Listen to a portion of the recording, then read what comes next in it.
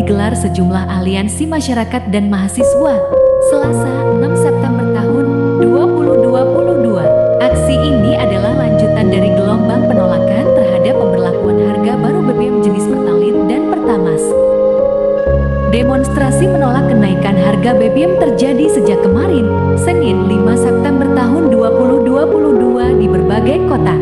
Beberapa aksi bahkan diwarnai kericuhan, seperti yang terjadi di Mataram, NTB, dan Polewali, Sulawesi Barat. Mahasiswa menuntut agar pemerintah merevisi kebijakan tersebut. Selain itu, mereka juga meminta agar Presiden mencopot sejumlah anak buahnya. Mereka adalah Menteri Keuangan Sri Mulyani, Menteri Energi dan Sumber Daya Mineral SDM Arifin Tasrif, dan Direktur Utama Pertamina Nik Widjawan.